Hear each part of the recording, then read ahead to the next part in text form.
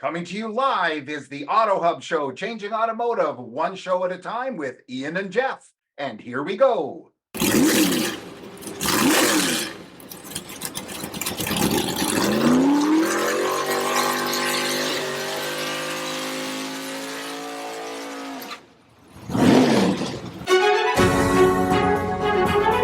said you can't teach an old dog new tricks?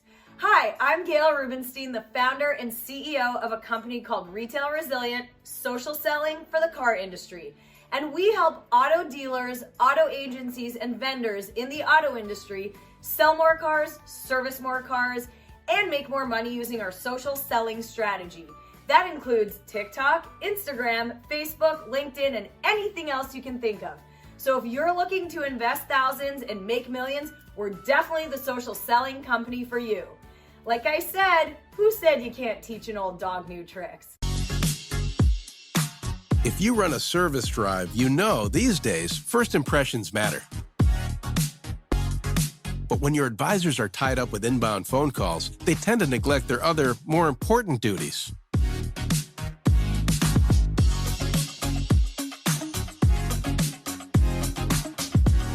And did you know 75% of all service calls are frequently asked questions and routine requests? Still, the average dealer misses up to 30% of inbound calls, adding up to a ton of missed service opportunity and increased customer churn. 68% of callers actually go elsewhere if they can't get through, which means you could be losing $60,000 to $70,000 every month in service revenue simply from missing calls.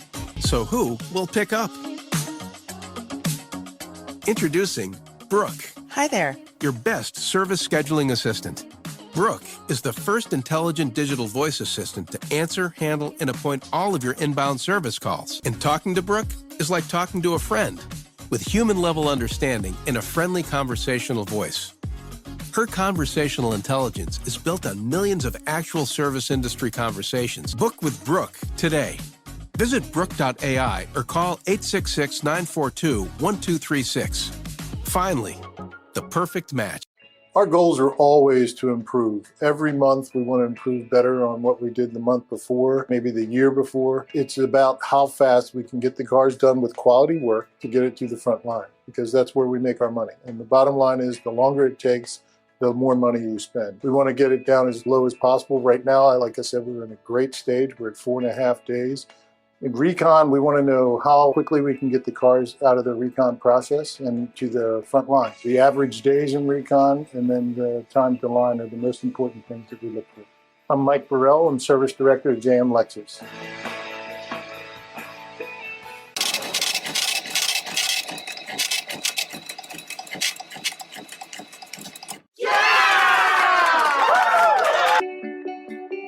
Larry Feldman is probably the most amazing trainer that I've ever experienced in this business. I've been in the car business now for 35 years, and I've seen quite a few trainers. And a lot of them are pretty good. I mean, really, I get something out of all of them that I've seen, really. But Larry is in another class. I really mean that. His training is literally riveting. A little while back, I sat in on his first training that I ever sat in on. It was for new hires. I still remember. I'll never forget it. About 25 people in the room who'd never sold cars before. And after 2 hours, I raised my hand. And Larry stopped what he's doing and said, yes. And I said, maybe we should take a break. And literally, I'll never forget it. All 25 people turned around, looked at me, and went, we're okay. And he kept going for another 2 hours. Since then, I've seen a few other of his trainings. I've hired people out of his classes. All I can say is, you got to give him a try. How we're here, the questions are varied and all sorts of stuff. I will start, Ian will start us with just a lead in, give me 2 minutes, just a lead in video, just with our little 58 Corvette doing a burnout, and then we'll ask you to introduce yourself, and we got Mr. Don Brady here, the king of the Air Jordans, and from Ship Your Car Now, and we'll get you to tell us a bit about yourself, Tom. And we always say hi to Peter because we just love Peter. And he's also our favorite person to beat up EV people, so we'll get him to tune in the EV podcast. And that's about it. And nobody's going to ask any questions like, why the heck did your company step on that dog last week, that sort of stuff. So, Yeah, let's go, Jeff. okay. Okay. Fair enough. Sounds good to me. Okay.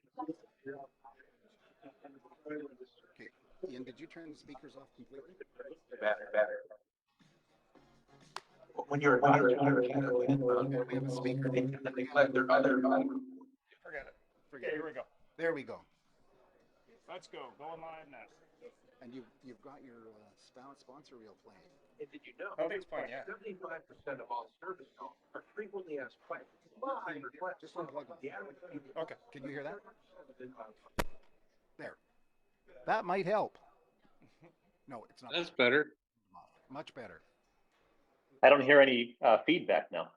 We turned off. We got some monitors so that maybe some people listening could hear what you guys say, but that's okay. Okay. Okay, we'll talk loud.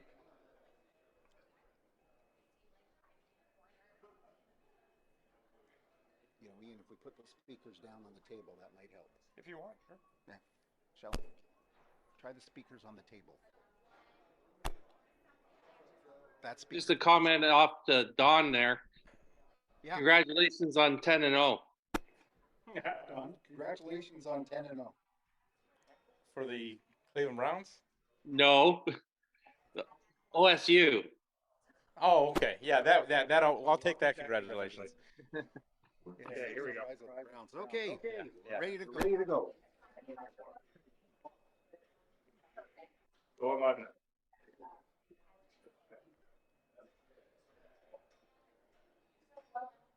And by the way, we'll be live on LinkedIn and Done already. sorry, we are live on LinkedIn. Hi.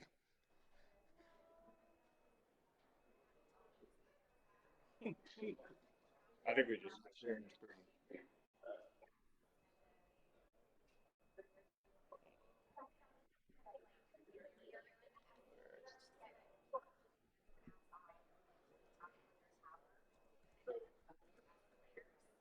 Who is Don from Ohio? Yeah, go ahead. Good morning, everybody, and thank you for joining us for the AutoHub show live from San Diego Used Car Week, and it's starting to fill up here. And we're the first podcast, the first event, the first everything, and we feel very honored. And this is Jeff. We got Ian there with his library behind him, and me with the real thing. We have joining us live here today, live at the show, our good friend Don Brady from Ship Your Car Now, aka Batman, aka Phantom of the Automora, and probably one of the most fun people we know. Don, can you say hi, introduce yourself? And, Hi, everybody. I'm Don Brady from the Vice President of Dealer Success for Ship Your Car Now, and I'm very excited to be at Used Car Week and one of the first guests, or the first guest on your show. You So betcha. thank you. The first guest at Used Car Week, too. So go ahead, Jeff. And next we have with us, joining us from the vacation capital of North America, Detroit, Michigan, Tom Gregg. Tom, can you introduce yourself, your company? Tell us a little bit about yourself. Hi, thanks guys for introducing me. And my name is Tom Gregg. I'm the founder and CEO of Vehicle Acquisition Network. We help dealers to buy cars from private sellers. And my background is automotive. I've sold cars at 18 years old, and I've been very fortunate to help a lot of dealers throughout the US and Canada to buy a lot of cars from private sellers. Excellent. Thank you so much for joining us. We do have to acknowledge Peter Smith, who's not officially a guest, but he's one of our favorite people. So, as I said earlier, our favorite EV lover and basher. I had to throw lover in there so nobody get mad at you, Peter. So, I'm going to throw out the first question here. What do you think the value is of having an event such as Used Car Week? And I must tell you, this is massive. I could not believe this. I think this is bigger than NADA, and congratulations to Bill Zadice and Joe Overby of Cherokee Media. So I'm going to ask Don first. What do you think? What do you think about this? Well, I was talking to Bill about it this morning. I think every dealer in the country should be at this show. And the reason is because it feels like with what's going on with the OEMs and new cars, that used cars have always been important, but I think right now it's the most important part of the automobile industry. So meetings like this, I think they're like a think tank, meeting of the minds, new ideas. I think this is the place, and I love that it's in San Diego and not in Las Vegas. No offense to Las Vegas. I'm very glad that it's in San Diego. Well, there's too many distractions in Las Vegas. Oh my golly, the only distraction here is as I look out across the bay at the palm trees and the military ships, which I love. That's the only distraction. Tom, what's your opinion? I'm a used car guy, and every time I've been to anything used car, they say there's at least 3 times as many used cars sold as new cars. So, what do you think the benefit of this sort of balance? Yeah, thank you. Yeah, the event Used Car Week I attended last year and prior years. So regretfully, I wasn't able to attend with my schedule this year, but looking forward to the following. One of the key things I really enjoy about the event is collaboration among the different vendors and the dealers, but also the relationships. So I attend quite a few events throughout the year, primarily for connecting with other individuals. The relationships are so vital. And even though we're conducting this via Zoom, but Zoom just doesn't compare to in-person connections. Oh, look, we just went over the speaker here. Now everybody jumped up. We scared him when you started to speak. But relationships are certainly much what it is. I remember, Ian and I at too much feedback. Yeah.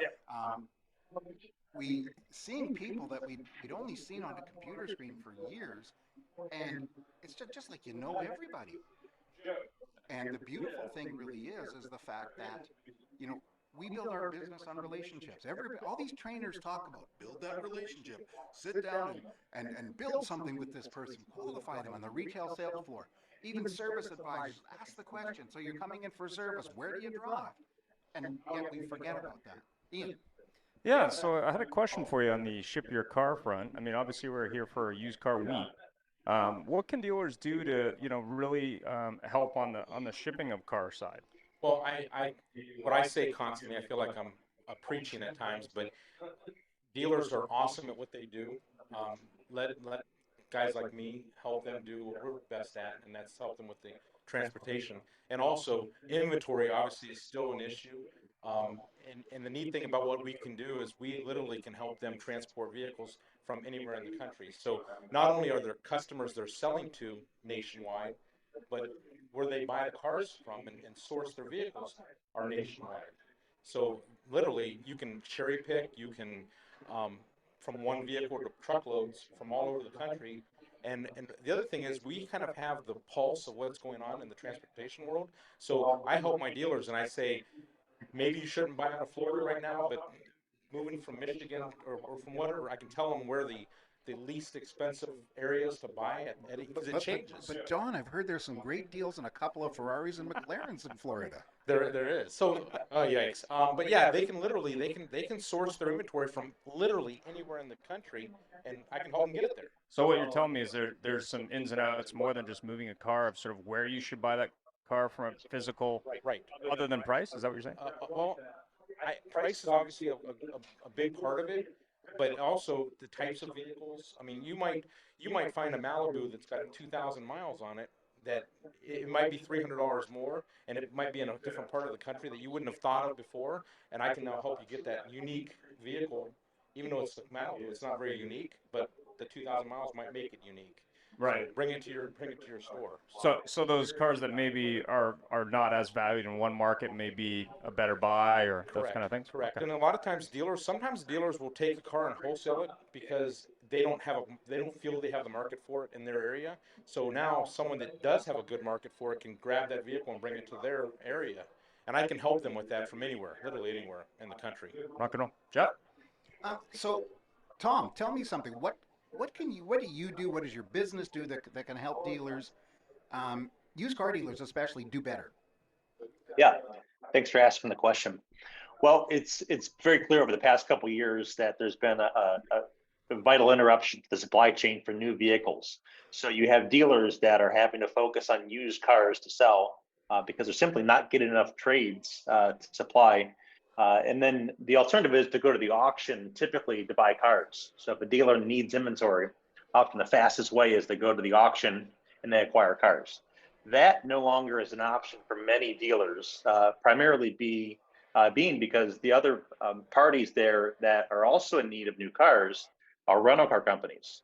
So Avis, Hertz, Enterprise, they need cars very bad. And if they're not getting new, they have to go buy very new-like vehicles. And rental car companies don't have the same playbook as what car dealers have. So they're not buying it to resell it. They're buying it to put it into fleet, into use. So therefore, they can afford to pay a lot more than what a dealer can pay for a used car. So the question is then, if rental car companies are driving the prices of used cars up at the auction, where does a dealer go to buy cars? Where do they go? They, in many cases now, they can't go even to rental car companies to buy the cars that are taken out of service.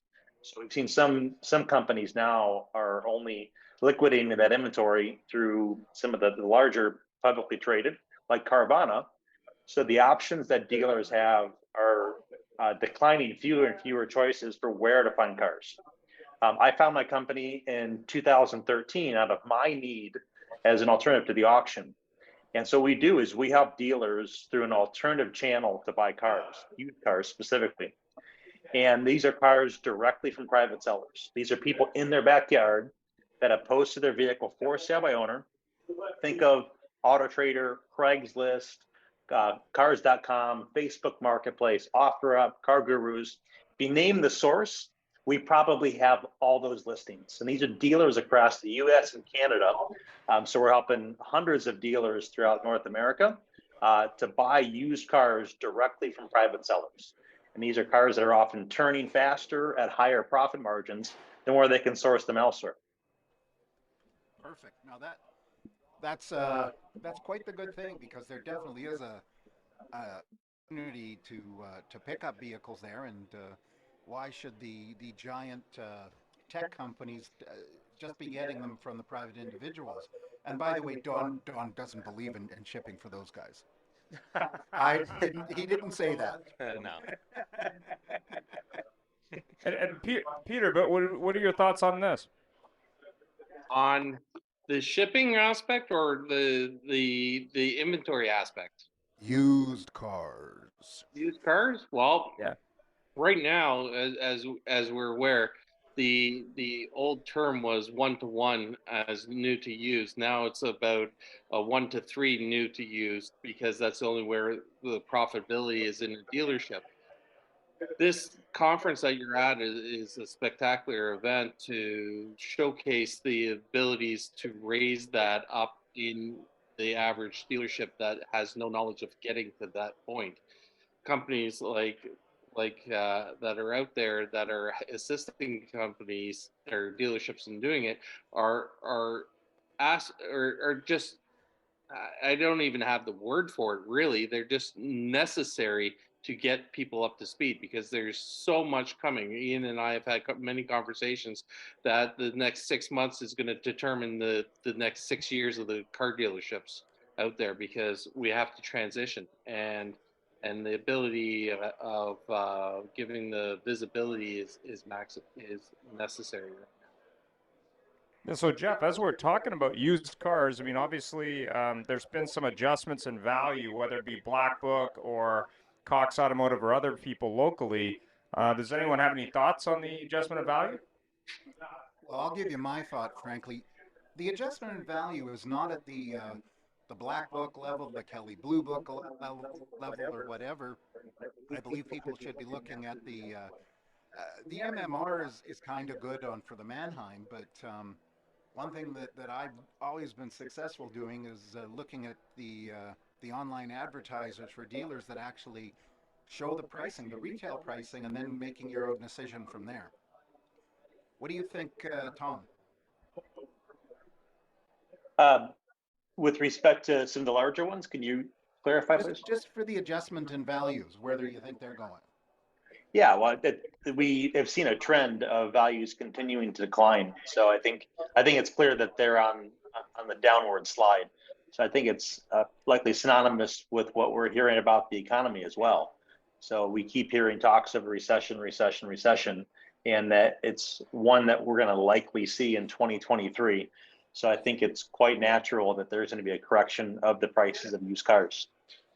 Well, so obviously you aren't a politician who's running for re-election who's saying on one side that the economy is going to get better and the other side we're in trouble. Dawn, where you just mentioned too that it's not just shipping for you.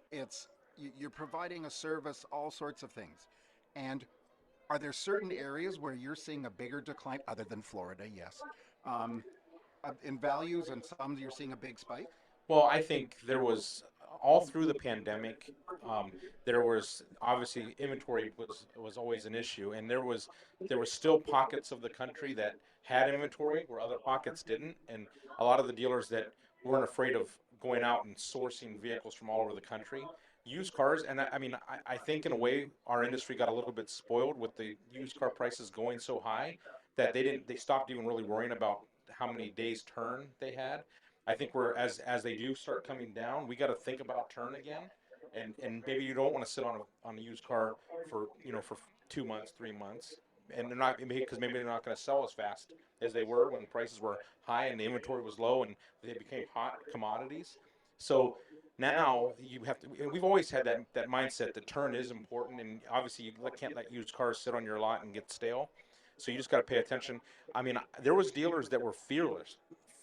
I mean, as I traveled the country, I was impressed because I called fearless that they were buying vehicles when the prices were extremely high, and all they said was, all we got to do is just mark them up and sell them. Who cares what we pay?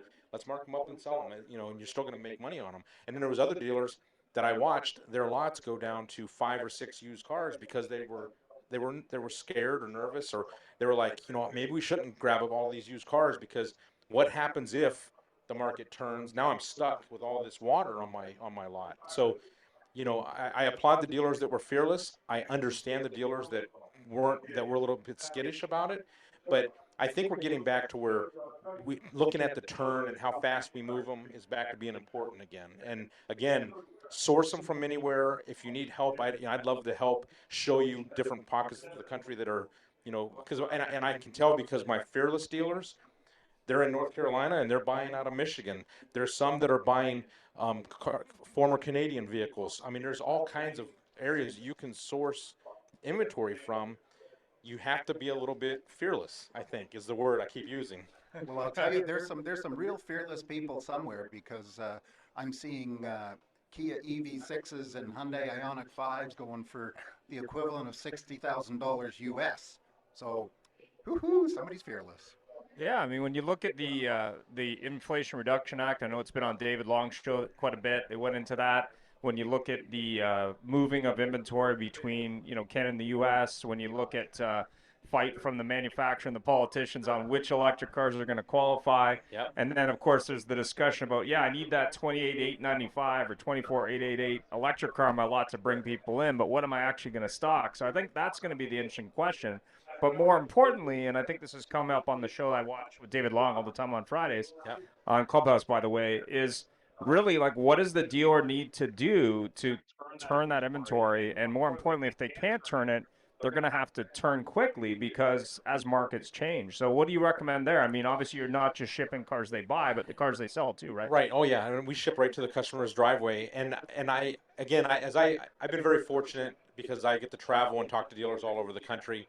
I still walk into dealerships that say that the internet's a fad, it's going to go away, or they say that they don't buy cars from anywhere outside of their local market, or they don't sell cars from out of their local market. And again, that's pretty fortunate for them that they're able to do that, and if they can get enough inventory and sell enough inventory that they don't have to leave their market area, that's awesome for them. But not everybody has that. And as far as getting rid of the vehicles or selling the vehicles, I think again, I was a general manager. I was 22 years in the car business, and I have always believed that my customers weren't just in my local area that could hear my radio ads or see my newspaper ads or see my TV commercials.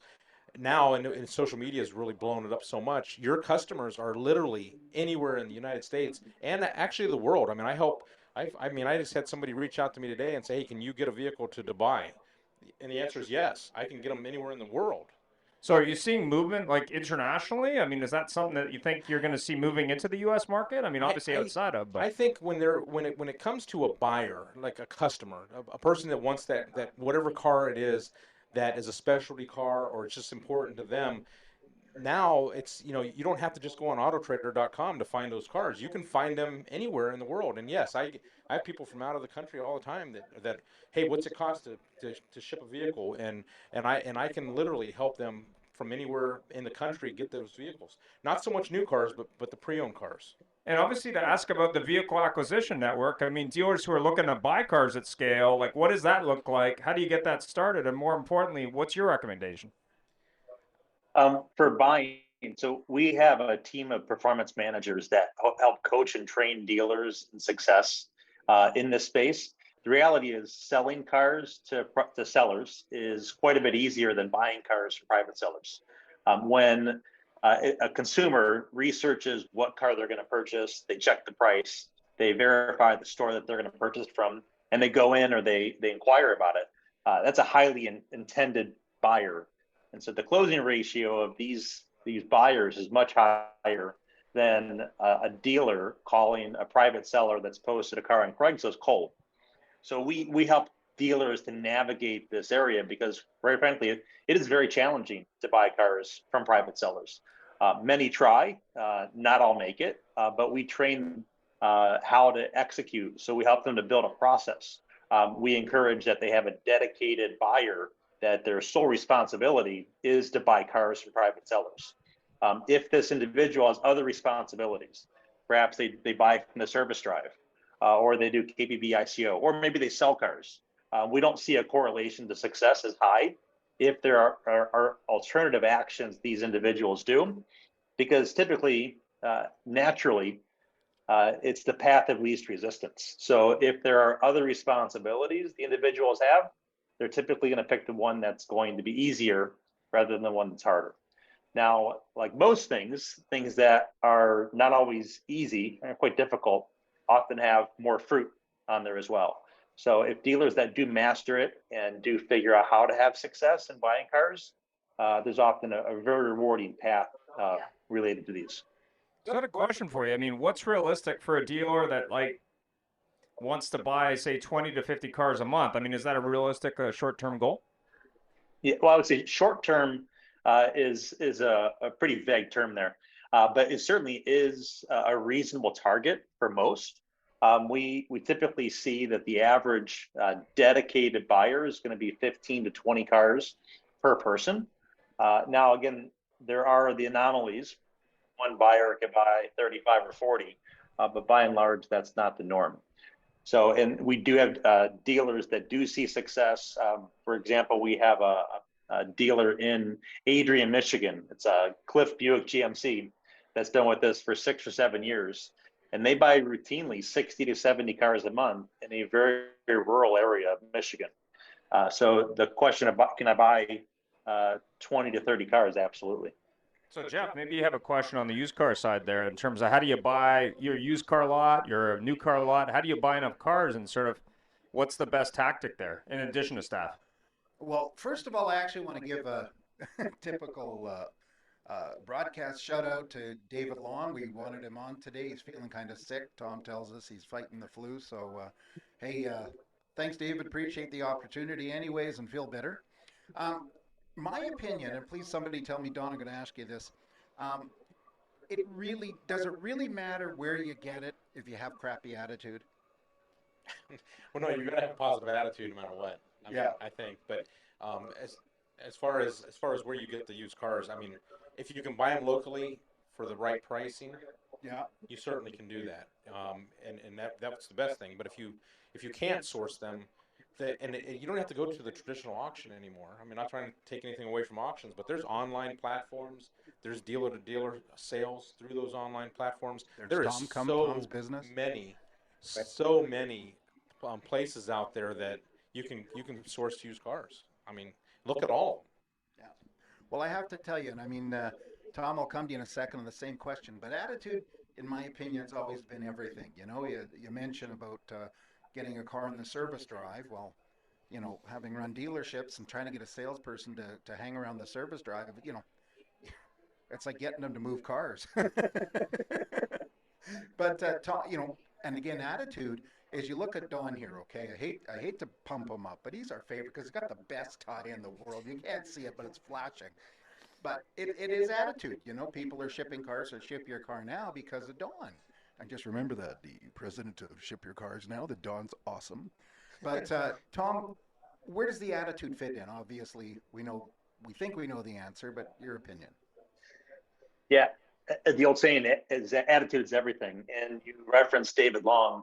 I first started working with David Long, it was in 2015, and he had a very rigid process, rigid as in it was tried and true. And his step zero on his steps to the sale, or in this case, the steps to the acquisition, step zero is attitude. You must, and a positive attitude.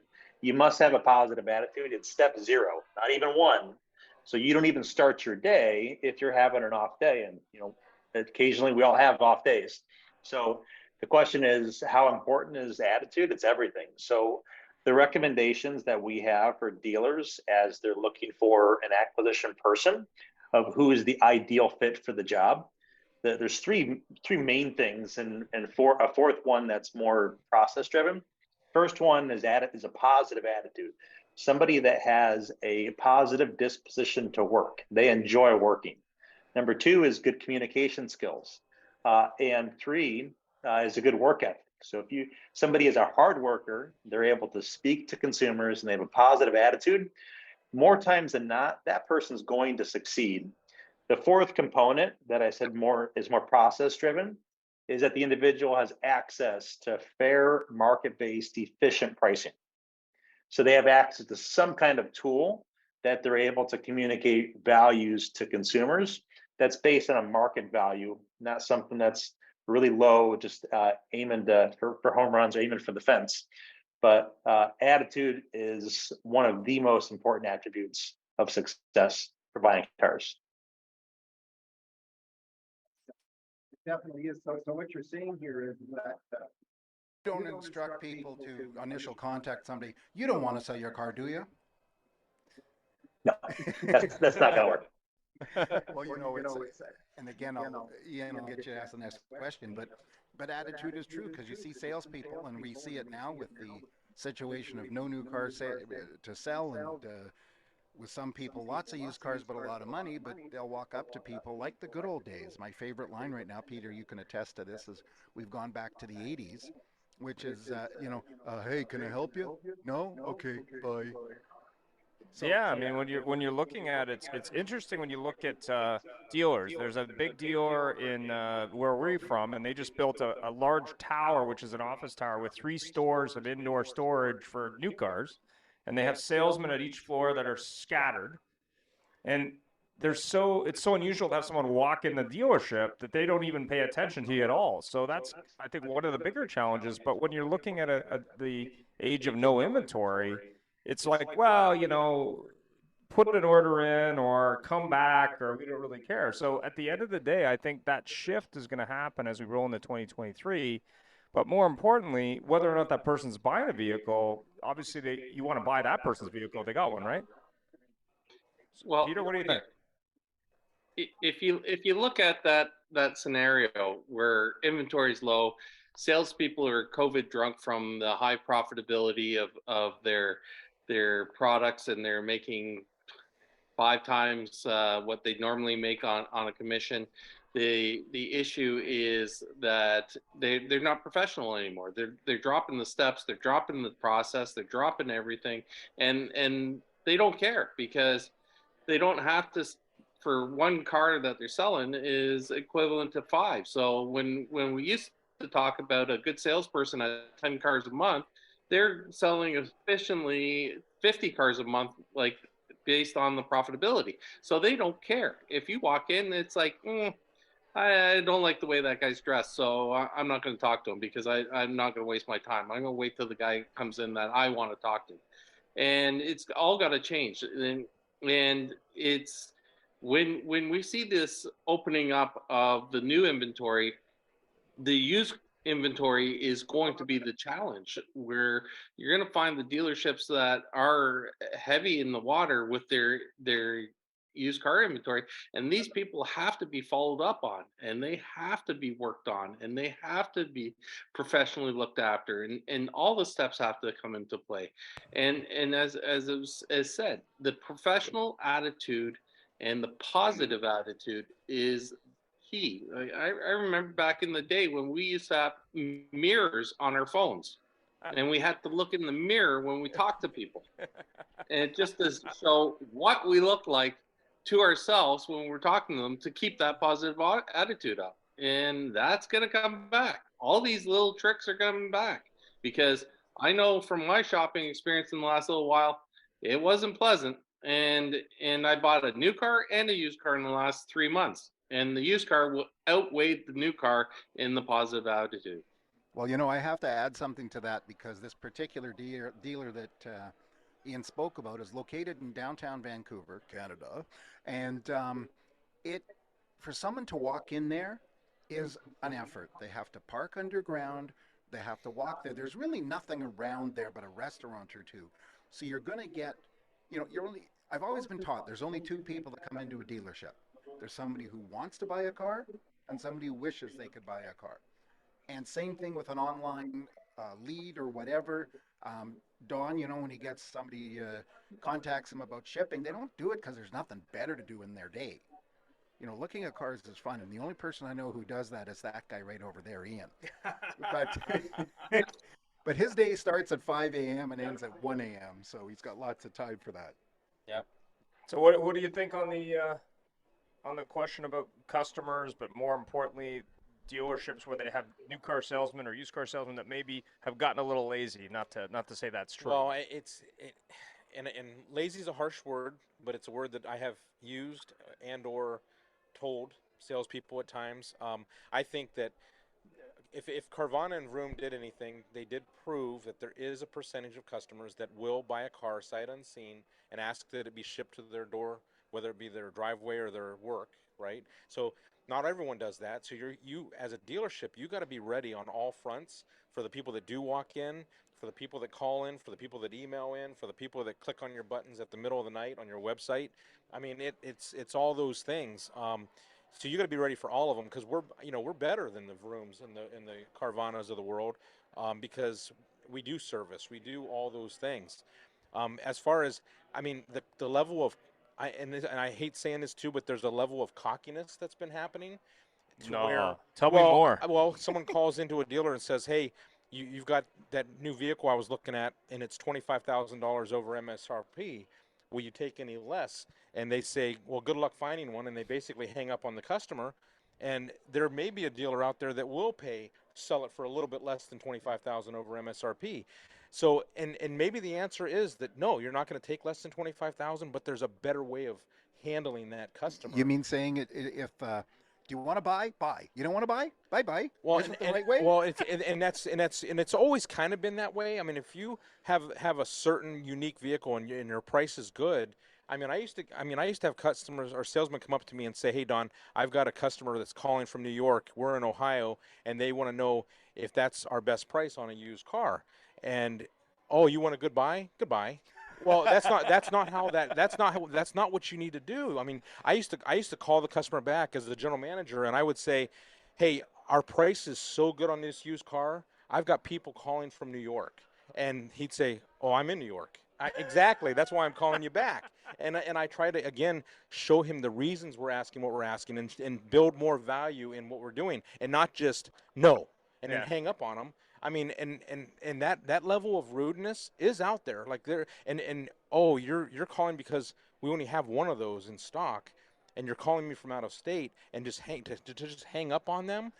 Is not going to build future value for your store with that customer. Well, it's interesting. We were talking about this, or at least it was, I think, on the All Things Used Car show. They were talking about Save a Deal meetings, one of the listeners. And the thing that was interesting was it's like, okay, when you look at leads, and they were talking specifically on another show about the percentage of leads that dealers get electronically, that around 30% still don't get any response at all in 2022. So you'd think even if you have inventory, why are you not doing that? Now, I'll use the example of my sister-in-law. She was in town here.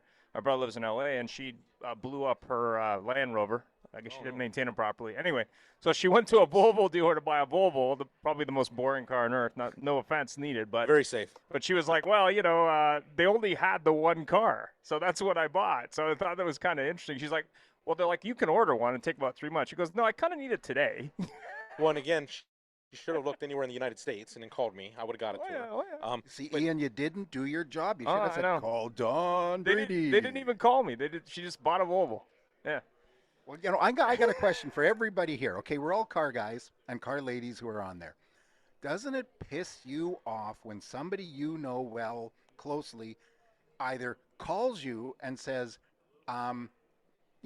usually to glean advice from you, I'm going to use the term glean, there's stronger words, and then just goes and does their own thing, or then goes and buys something and then says, did I do the thing right? Tom? I don't get too worked up about that, but I hear where you're coming from. Yeah. So if they choose not to take my thoughts, then it's ultimately their purchase decision. So have at it. Well, what I love is in the days when I was in a franchise dealership, and they'd call you and they'd ask you, and people you knew well, and you'd sit down and you'd do the thing that all the trainers say you don't do. And what the trainers say you don't do is, the old joke, you gross your friends, right? Because that way they're going to come back to you later. But me, I always took care of them. I always gave them the best price I could, et cetera, and treated them well. What I hated was when I did that, and then they said, I had one guy tell me right to my face, okay, so listen, I'm going to go to 3 other dealers, and if your price is the best, I'm going to come back to you. And I said to him, I put my hand out, I shook his hand, and I said, sounds like a heck of an idea, but just buy it from somebody else, please. And that's somebody supposedly a friend. I'm being a little mean here. Sorry. Ian. So any thoughts on how a customer can get a good deal in the current market? I mean, I know there's lots of talk. It was funny. I was trying to buy a car, and I knew the dealer personally. I did get a discount on my car that I was going to buy, but they didn't give me a price on the car that I was trying to sell them. So I just don't know if there's any tactics we can share on the used car or the new car side for customers who maybe, need a car but don't want to pay the moon for it. Well, a couple things. One, I'm back to that level of cockiness. I mean, I've heard all the horror stories from customers that, I call and they say, if you don't have a trade-in, you can't buy a car from us. If you're not going to finance it with us, you can't buy a car from us because we're limited. And they basically are telling the customers, if I can't make enough gross, I am not going to sell you a car. And I see both sides of it because I'm a car guy. I see both sides because if you don't have inventory, you have to make money somewhere to keep the lights on and pay your people, right? Well, I'll give you an example. I had a good customer out of Las Vegas. Yep. That he called me and he says, hey, I want to buy 2 Corvettes. He says, one for me, one for my wife, and I'm not looking to resell it because that's what everybody thinks. Oh, no, they're just trying to resell. And he says, I'm being told $15,000 over MSRP. And he says, I'm willing to pay MSRP, maybe $5,000 over, but I don't want to do it. So I put a picture of him and his wife and the 2 types of cars they wanted on social media, and I had dealers attacking me on social media saying, yeah, right, ha, ha, ha, there's no way you're going to be able to get him buy 2 vehicles for MSRP. And he was willing to order them. Well, I ended up putting a picture of him and his wife with their 2 brand new Corvettes that they bought for MSRP, and I shipped them from two different areas in the country to Las Vegas to him. And of course, they're extremely happy. He takes his to the track, she drives hers to work, right? And in Las Vegas area. So the answer was yes, there are dealerships out there that are hardlining, I'm not going to sell over MSRP, and they're still surviving, right? And I'm not telling dealers not to sell over MSRP. I'm not saying that. Yeah. But I've even heard where there was a dealer trying to get $100,000 over MSRP on a specialty Corvette. Wow. So, I mean, again, I applaud them if they can do that. But what I think they need to do is still concentrate on the end game to handle the customer not going to be able to sell, that maybe there's a pre-owned one that would work, or something, or at least treat them in such a professional way that they're not going to say, I'm never going to call that dealer again because of the way they treated me. Not that they didn't sell the car, but because how they were treated. So my answer to your question, shop all over the country. Find a car that you want from anywhere in the United States of America, and let me help you get it to you. Fantastic. Tom, any thoughts? I'm a more local person. Oh, okay. I think I personally, Shop local. because I think it's important to buy local where you're going to support maybe potential relationships. So you're going to service the car, get there again. So my background being a local car dealer is that I really appreciated when my customers bought close to me and then serviced it back to me. Over the past 18 months, I purchased 2 new cars myself or my family, and I was able to get one locally and one that was not. The one that was local, then obviously be back to service the car locally within the dealership. But in terms of what your question was about how to find a good deal for the one that was not locally, it was much like what Don said, is you had to look around. And in my case, since I have a few friends in the business, it's about tapping those relationships and asking for some help. Thanks very much. Well, so tell me something, Don. How does somebody combat it? And I mean, we're a dealer show. We're not a consumer show. But how does a dealer actually combat the case where the customer says, "Look, you've got..." Now we understand if you're the type of person that says, "I want 100 grand over for my Z06 Corvette." Sorry, Don. Zed for us Canadian types. And if you're a Michiganer, Zed you say there too. Michigander, according to the governor's ads. But how does a dealer combat that? So somebody says, so you're not totally crazy. You want 25 grand over MSRP for your Z06. And the guy says, "I can get one through Drawn Brady out of Vegas and local to wherever you are for MSRP." How does somebody combat that? Or can they? Tom. Yeah, for me, I think it's about transparency and just being genuine. So if you're just genuine and express the interest to buy locally, and that the alternative is that you're going to buy not locally from somebody else, I think it's just having a conversation. And if, like Don said earlier, is that dealers are going to do what's best for their business, whether they see the short-term profit or the long-term ramifications of potential issues by turning someone away and in some cases forcing them to buy not locally but to somebody else. So I think just having a genuine conversation and express the interest that you'd like to buy locally and that you'll buy cars in the future and you'll be back to service, and just having the conversation. Thanks for that. If I can just jump in. Oh, wait, there's a comment. Go ahead. Sorry.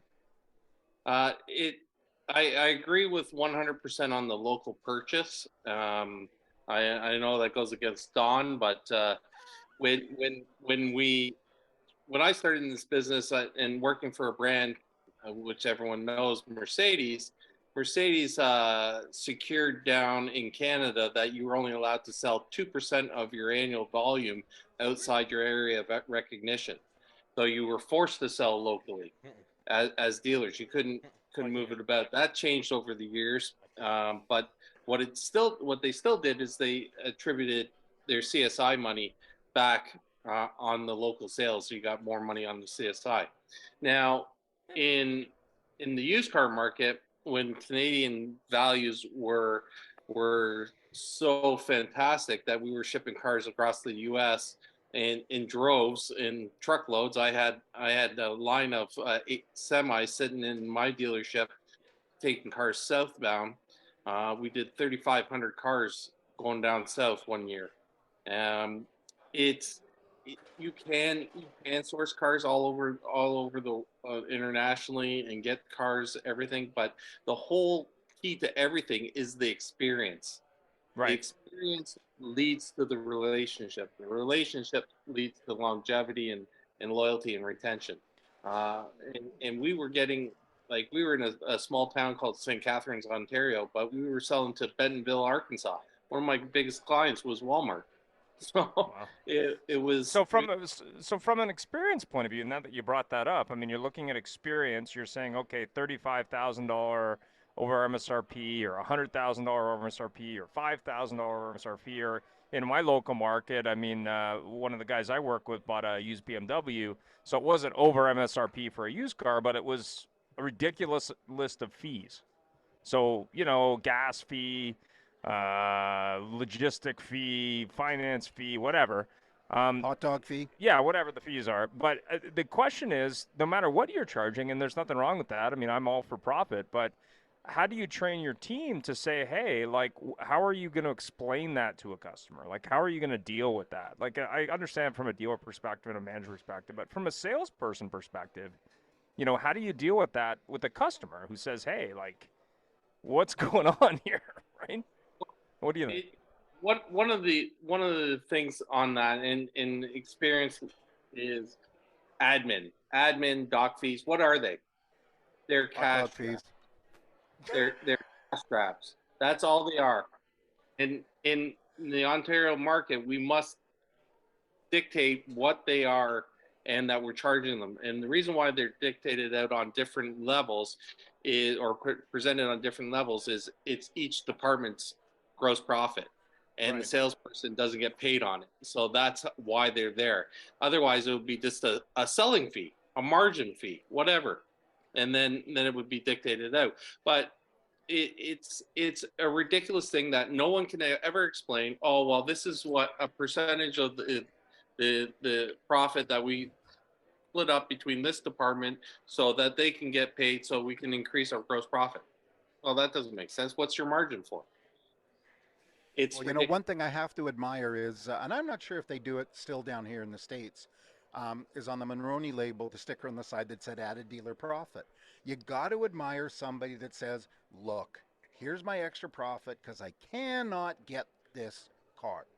And I've talked to a bunch of dealers too that say, look, I'm asking way too much, or I've got a high price way too much. This is the only car I'm getting. However, I'll order you one. Whenever it comes, it comes. And literally, the customer gets to make the decision, and we've had them do that. And what do you run into, Tom? And so, because you're the acquisition guy, are you seeing dealers paying big money and kind of cutting their profit, or trying to get big money on top of it? In terms of the used cars or the new cars? On the used cars, because you're the used car side of things. Yeah, I mean, I think somebody referenced earlier about paying up for cars and then just charging more. When I was a dealer, I was a V Auto dealer, and most of our stores are V Auto dealers as well. And it's all about velocity. So it's all about having the vehicles that are properly merchandised to turn. And so I think it's important that the cost up days I'm not as fond of or in as agreement of. So for me, it's about where is your vehicle going to be ranked within comparable vehicles like yours.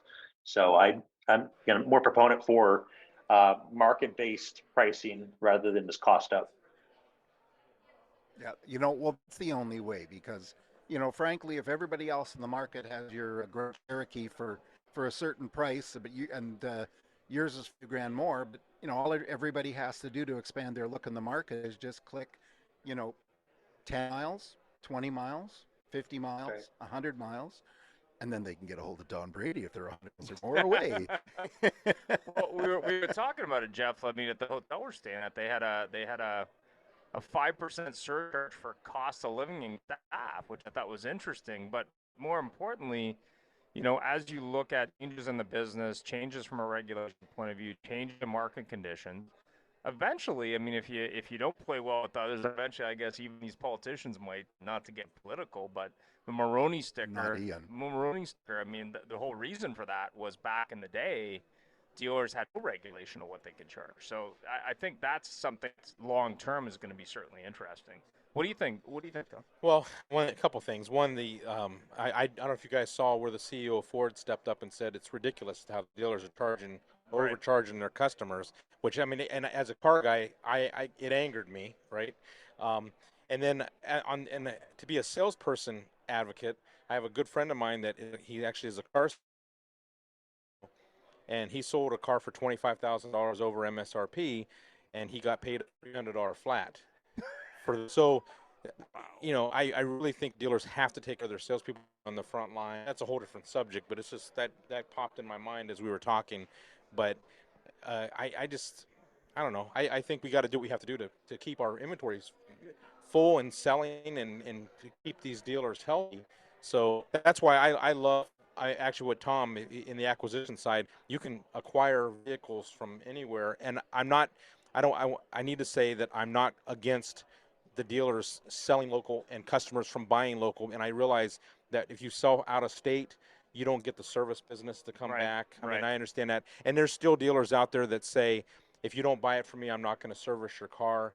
I think that's not a good philosophy either. You need to service all cars. Well, last time I checked, Fix Op still makes money. They do. You know, I mean, They they're do. not making as much as variable right now in some cases, but boy, oh boy, you know, especially a high-end car, when that first service is $3,500, I don't know. Well, and you can also source a lot of customers through your service department. So you may service a car that they didn't buy there, and their next car they buy there because of the way you treated them in service. So I do believe in buying local and selling local, but to the customers, I again, your customers are all over the country, and I already said it, and you can buy from anywhere in the country too. Well, yeah, I mean, when you look at what Ford's doing, you look at what BMW is now trying to do, when you look at even Porsche with that IPO recently, I mean, you're definitely seeing manufacturers test the water, saying, you know, what can we get away with? So I think as a dealer, yeah, you need to make what you can make, but at the same time, you need to be sensitive to retention. Because that customer who paid $25,000 more now in 4 or 5 years probably going to want another car. They may judge you based on that call, right? Right. Well, and I remember as a GM, and service was so important, obviously, and they would have a customer that's right at the brink of their warranty being expired, and they would go to my finance team, and my finance team would then try to pitch a warranty to them. Right. And that was another source of income as far as I was concerned. And not only that, but taking care of the customer. Right. Well, I got pretty upset one day because I realized that General Motors was sending all of my customers a pitch basically to sell warranties and undercutting what pricing that we would have done from my finance department. You mean they actually tried to sell warranty after the fact? Oh yeah, to the customers. So, and of course, I called my rep and I was upset and all those things, right? Yeah. Well, yeah, if they could just start selling straight from the manufacturer to the customers, I think they would love that, and basically just let the local dealers service them. Right. And I've got good friends of mine that I have a real good guy. His dealership's been there for 89 years, and he's a small Ford dealer, and he called me and he says, "Hey Don, I'm selling. I'm going to auction my building. I took a buyout from Ford, and I mean 89 years of taking care of customers in a local area." And I mean, I still to this moment feel sad about that. Like they're gone now. My grandfather had his store for 72 years, and then General Motors said too many stores. Right. Well, and here's the thing. All you ever do if you go to the manufacturers trading, they talk about building customer loyalty. Yeah. Take care of your customers. Customer for life, customer one, customer this, customer that. And of course, we don't want to slag the manufacturers because they don't, they probably have the power to shut us down. But it is a case of, maybe we should all start learning to play better together. I don't think it's right that a CEO of an OEM says, these dealers are doing wrong, but it's right of them. But at the same time, if we look at the dealer margins on new cars, and this is a used car show, over the last 20 years, that margin has shrunk from 15% to probably 7% or less, or 8% or less, and it isn't because the cost went up that much. You mean those expensive buildings didn't justify the cost of that? No, and anyways, moving right forward, we've got just a few minutes left. So final thoughts. We're in that. Final thoughts. We do have somebody else coming on this stage, so they're kicking us off in a minute. We thank everybody. Tom, final thoughts on just on things in general and where we're located right now and used cars. Yeah, I think we could have spoken for a couple more hours, what you guys were touching on with, I think you're leading to the agency model and why Ford, Jeff Farley rather, was upset about that. So anyways, we could talk for a long time about that. Final thoughts. I appreciate you guys inviting me on. I hope David Long feels better. Feeling saddened that I'm not there at Used Car Week this year, but we'll certainly be back next year. Oh, and just so you know, we have a shipment going to one of David's dealerships of Cold FX, Flu FX, and Shyness FX. Airborne, Shyness. Thank and you, Tom. You could also let him know we did have a guest on the show that had the flu but couldn't make it. He was there temporarily and then realized it was just he was too sick. All of a sudden, we heard, guys, and then he disappeared. Not literally. He tried hard though. It was a valid effort. Don, thank you very much for being here. I got to tell you something, folks. Check him out on LinkedIn with his shoes. Him and I are going to business together. We're selling Air Jordans for only $125 a piece. Very comfortable and, shoes, you can too. get them at www.donandjeffsellsshoesforlotsofmoney.com. Yeah. Don. I'm just thrilled to be here. I think this is going to be a tremendous week at Used Car Week. If you're here or you're not here and you need help with shipping, please reach out to me directly. I would love to help in any way that I can. And I'm just honored to be on the show. Thanks very much. And that's Ship Your Car Now, just so you know. That's right, and it's Flash Your Tie now, too. Yeah. Thank you, everybody. Peter, thank you so much for the constant support. We love having you aboard, and we love to slag all the Jeep dealers and the Tesla boys. And with that, we're out. Have a great day. Bye, everybody. So long. Thank you. We'll be on again at 3 o'clock Western Pacific. Thanks for joining us. It was a great show, and follow us anywhere you would like on your favorite podcast, on Facebook, on LinkedIn, and of course on our YouTube, or subscribe to our own channel.